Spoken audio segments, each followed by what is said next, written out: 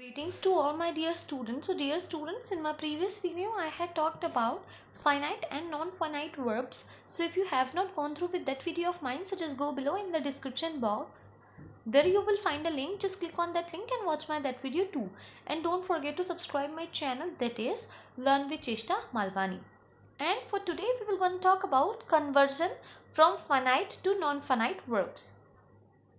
तो तीन तरीके हैं जिनसे हम finite verbs को नॉन finite verbs में चेंज कर सकते हैं. The first is putting ing, the second is putting to before verb, and the third is using the past participle form, that is verb's third form. So let's have a look.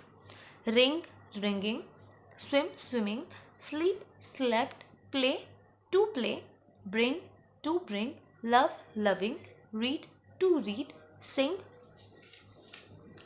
to sing, take, to take, eat, to eat, come, come, call, calling, go, gone, let, to let. Okay, so in this way you can convert a finite verb into non-finite verb. Now we will gonna have look on the groups of non-finite verbs. तो पहले हमने discuss किया कि एक होती है finite verb, दूसरी non-finite verb.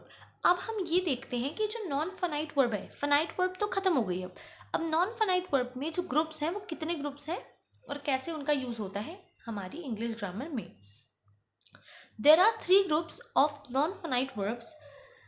These are the infinitives, the participles, the gerund. Okay, so before starting this topic I would like to show you something else. So let's have a look. तो जैसा कि हम जानते हैं कि अगर एक सेंटेंस की बात की जाए तो उस सेंटेंस में जो सब्जेक्ट होता है वो या तो होता है आपका नाउन या तो होता है आपका pronoun. Just like you can see examples. Rahul is a good boy.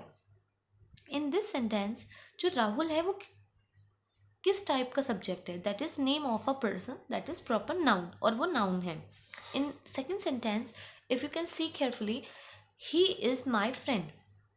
यहाँ पर ही इज़ माई फ्रेंड में जो ही है वो वर्क कर रहा है एज अ प्रोनाउन. तो सब्जेक्ट हो सकते हैं या तो नाउन या तो प्रोनाउन. अब आगे देखते हैं. Sometimes subject is a verb. कभी कभी सब्जेक्ट जो होते हैं वो वर्ब भी होते हैं. अब आप कहेंगे ये कैसे? हाँ, ये जो हम फाइनाइट नॉन फाइनाइट की बात कर रहे हैं ये वही चीज़ समझाते हैं हमें. We have to convert that verb into noun. अब जाहिर सी बात है, अगर आपको एक सेंटेंस में वर्ब को ही सब्जेक्ट मानकर शुरुआत करनी है तो आप वो कैसे करेंगे? जैसे कि आप देख सकते हैं, पढ़ना अच्छी आदत है. पढ़ना यहाँ पर क्या है? वर्ब, जो कि ऐसे तो यूज़ नहीं होती क्योंकि जो हमारा सब्जेक्ट है वो अभी यहाँ पे वर्ब है. पर यूजुअली हमने क्या सीखा है? या तो वो होगा नाउन या तो वो होगा pronoun. So let's have a look.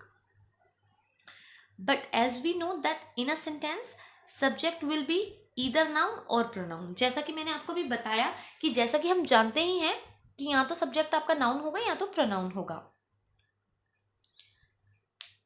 अब यहाँ तक अगर आप समझ चुके हैं, so in my coming next video I will gonna talk about ways of converting verbs into nouns. So till then just subscribe my channel, that is Learn with Cheshta Malwani. Hit the like button, hit the bell icon so that you will not miss any of my coming videos, and don't forget to leave a comment. Bye bye students.